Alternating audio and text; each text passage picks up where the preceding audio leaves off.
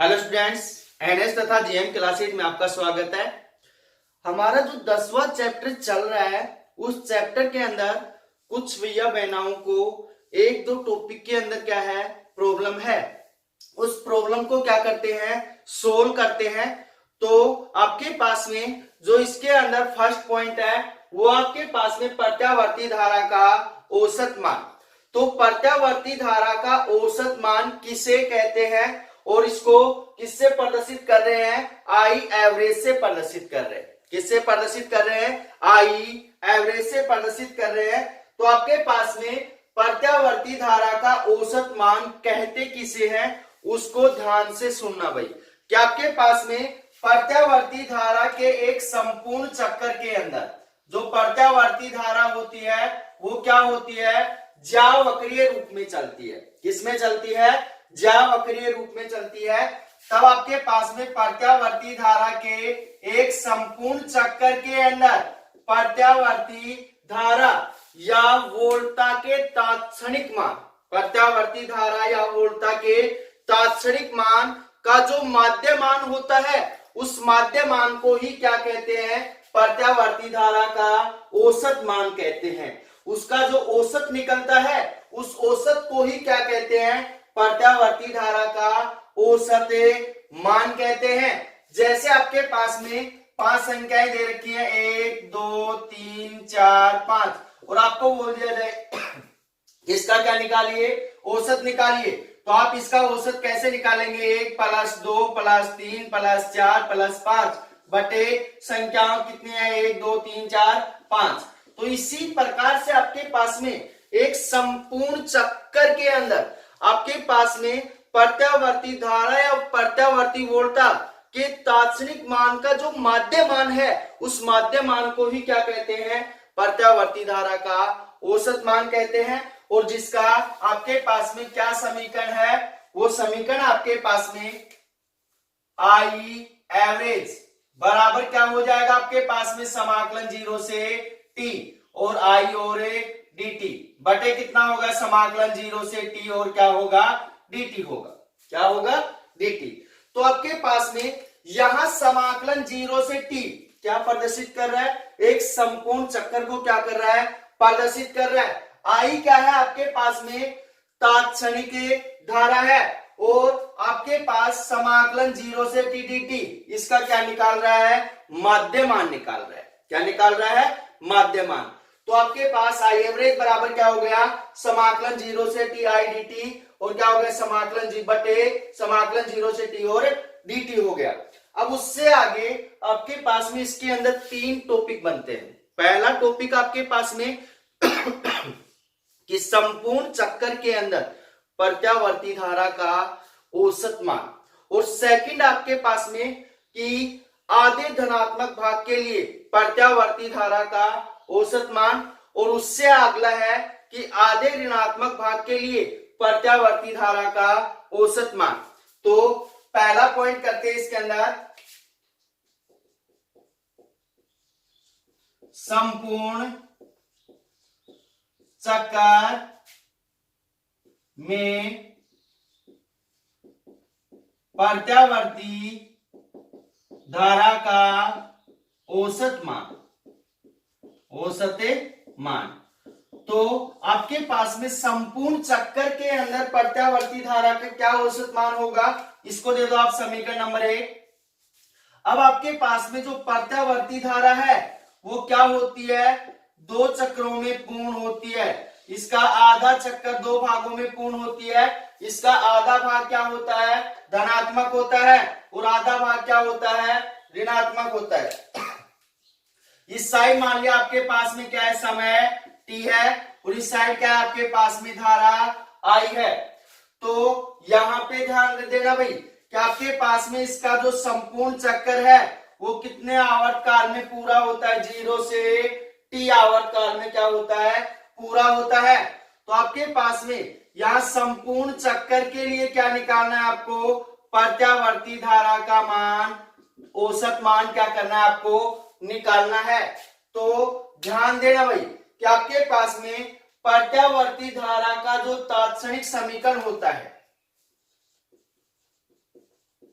प्रत्यावर्ती धारा का तात्क्षणिक समीकरण क्या होता है? अभी आपके पास में जो तात्क्षणिक समीकरण होता है वो होता है I बराबर Im साइन ओमेगा टी होता है। I बराबर Im साइन ओमेगा टी होता है। तो अब आपके पास समीकरण एक के अंदर इसका औसत मान कितना होगा? तो यहां लिखेंगे समीकरण एक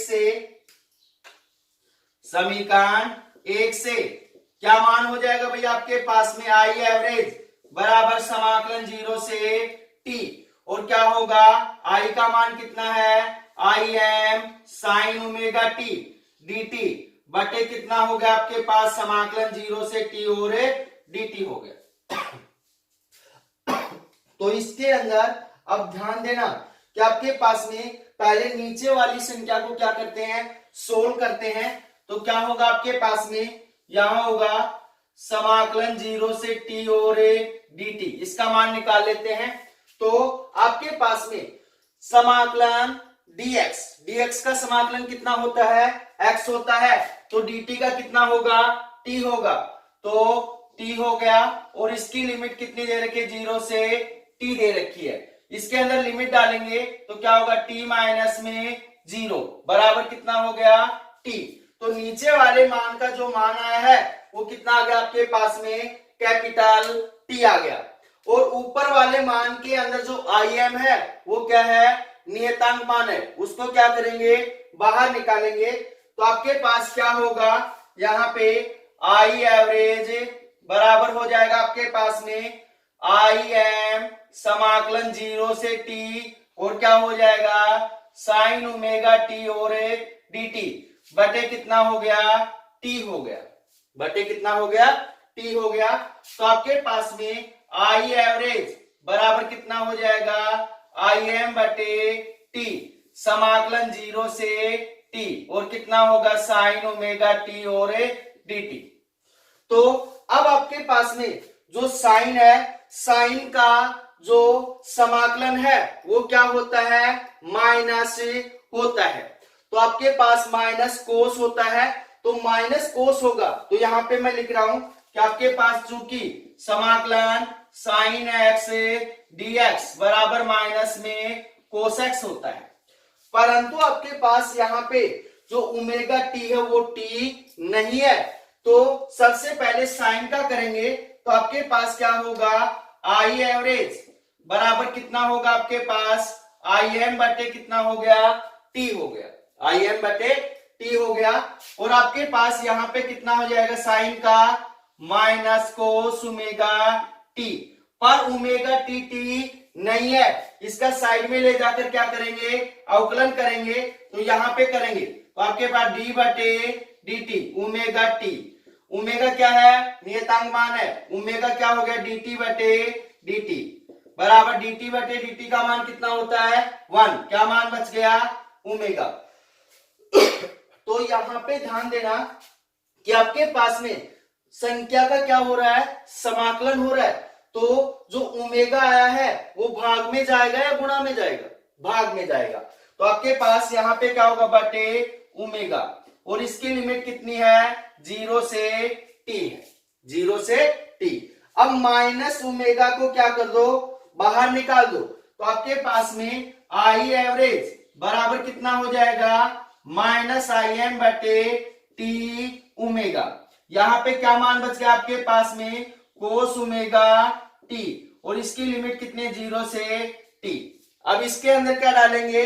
लिमिट डालेंगे।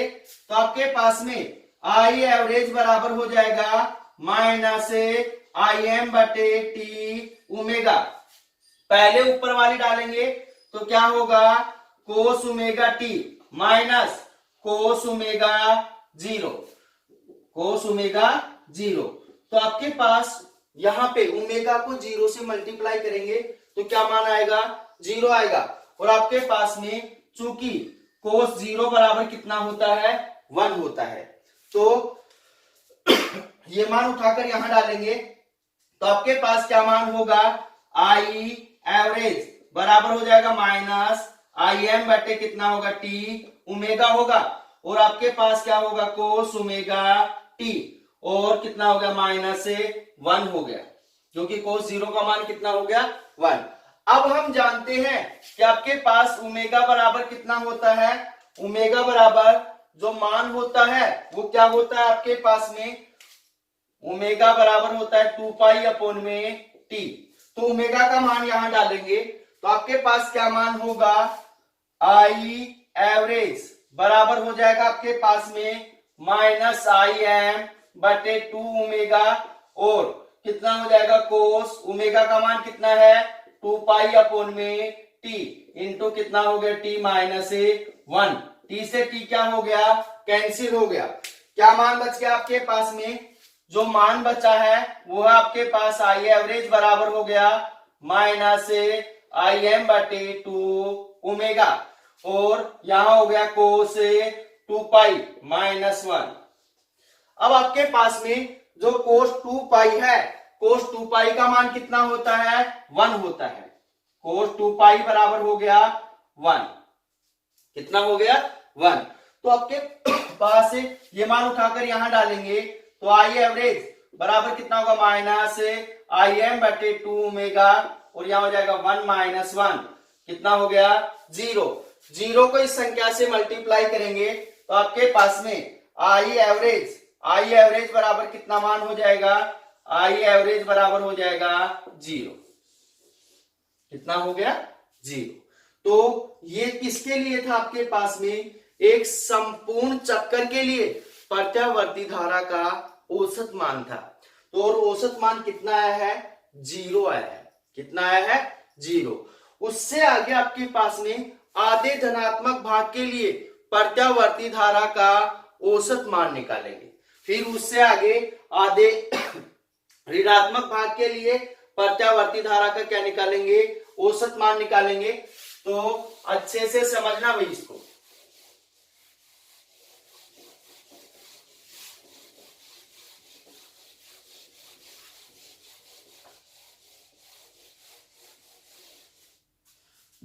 इसी के अंदर आपके पास में टॉपिक है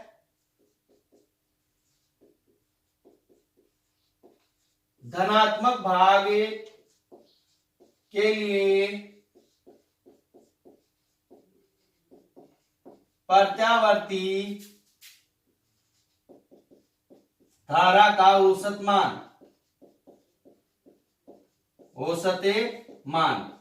तो आपके पास में धनात्मक भाग के लिए प्रत्यावर्ती धारा का जो औसत मान है वो क्या होगा। तो यहाँ पे आपके पास में जो प्रत्यावर्ती धारा है वो क्या करती है, ज्यावक्रीय रूप में चलती है। किसके रूप में चलती है, ज्यावक्रीय रूप में चलती है। तो इसका आधा भाग क्या होता है धनात्मक, आधा भाग क्या होता है ऋणात्मक। 0 से t/2 तक इसका भाग क्या होता है धनात्मक होता है, और t/2 से और कहां तक t तक इसका जो भाग क्या होता है ऋणात्मक होता है। तो आपके पास में प्रत्यावर्ती धारा का तात्क्षणिक समीकरण यहां लिखेंगे,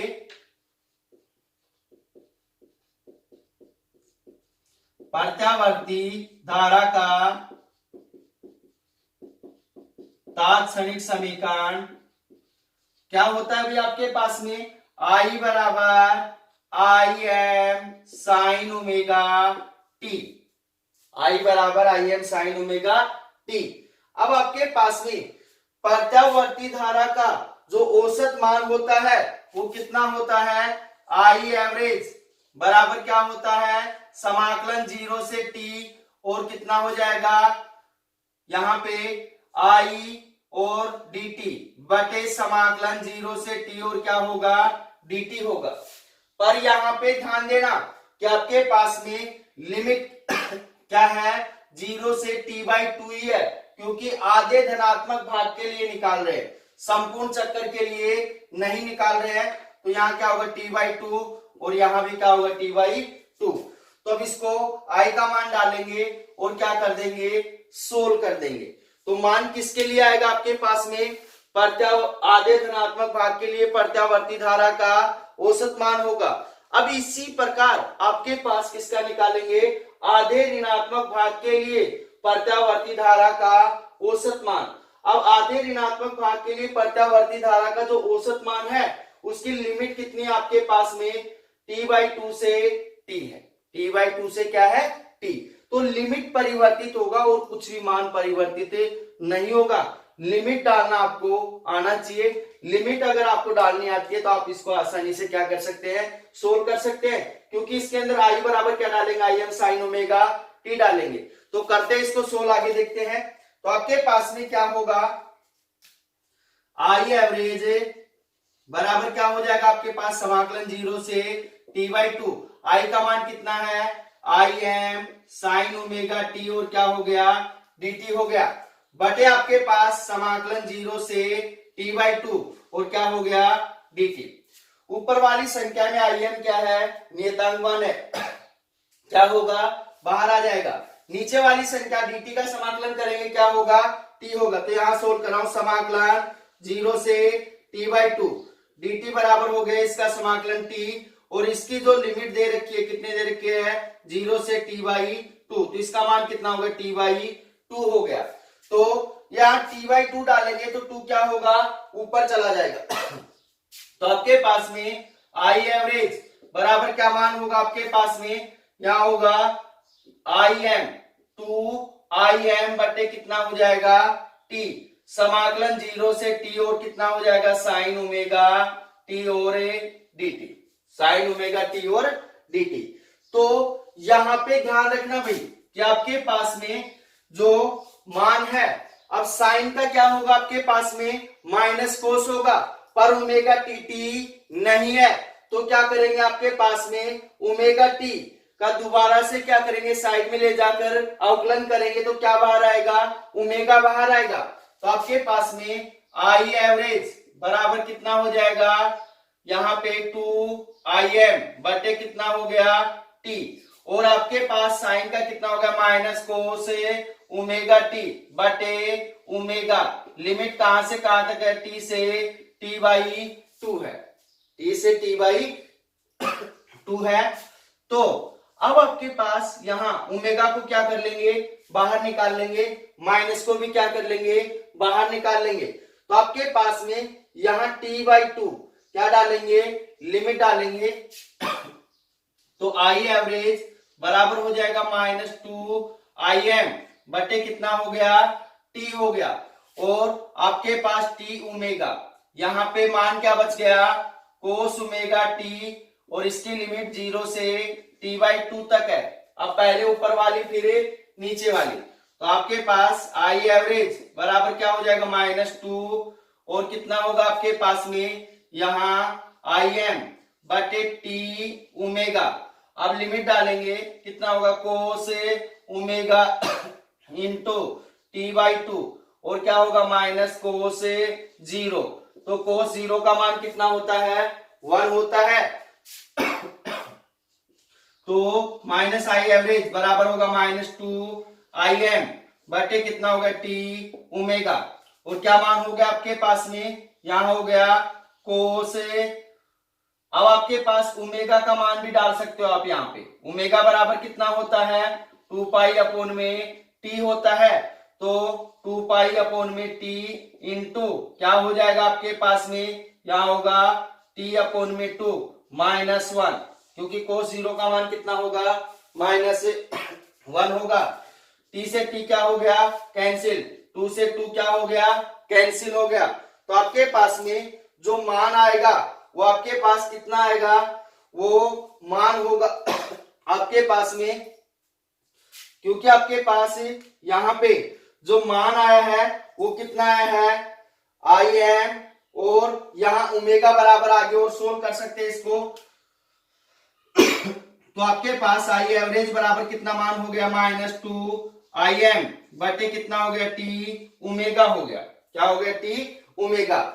अब आपके पास में यहां मान बच गया आपके पास में कोस पाई -1, और चूंकि आपके पास में कोस पाई का जो मान होता है कितना होता है, -1 होता है। कितना होता है, -1 होता है। तो आपके पास में यहां पे मान डालेंगे तो आपके पास में आई एवरेज बराबर कितना होगा आपके पास में -2 बटे कितना हो गया टी ओमेगा, और कितना होगा आपके पास में -1 जुड़ के कितना होगा -2। तो आपके पास में यहां माइनस माइनस क्या हो जाएगा प्लस, आई एवरेज बराबर हो जाएगा -2 माइनस किसका हो जाएगा प्लस का, और क्या होगा आई एम और बाटे कितना हो गया टी ओमेगा इंटू कितना हो गया 2। अब ओमेगा बराबर कितना होता है 2 पाई अपॉन में टी, ये मान उठाकर यहां डालेंगे तो आई एवरेज बराबर कितना होगा, यहां होगा 2 आई एम बटे कितना हो जाएगा टी इंटू 2 पाई बटे टी इंटू 2, टी से टी कैंसिल 2 से 2 कैंसिल, आई एम एवरेज बराबर कितना हो गया 2 बटे पाई इंटू कितना हो गया आई एम। और आपके पास में इसका जो मान होता है वो होता है, चूंकि 2 अपॉन में पाई बराबर होता है 0.673, तो आई एवरेज बराबर आ गया आपके पास 0.673। किसके लिए आया ये, और इंटू आई एम किसके लिए आया ये, आपके पास में आधे धनात्मक भाग के लिए आया है। अब आधे ऋणात्मक भाग के लिए भी इसी प्रकार से निकालेंगे। ऋणात्मक भाग के लिए जो आपके पास लिमिट रहेगी वो आपके पास t/2 से t है। क्या है t/2 से t। इसी प्रकार से सोल्व कर लेंगे और दोनों को जोड़ेंगे तो आपके पास में जो औसत मान आएगा वो कितना आएगा 0 आएगा। कितना आएगा 0। तो किसी भी भैया बहना को किसी भी टॉपिक में प्रॉब्लम है तो आप कमेंट्स करके या व्हाट्सएप पे मैसेज करके बता सकते हैं, उसको दोबारा से समझा दिया जाएगा। अगर फिर भी समझ में नहीं आता है तो उसको दूसरे वे में समझाया जाएगा। तो मिलते हैं छोटे से ब्रेक के बाद। धन्यवाद।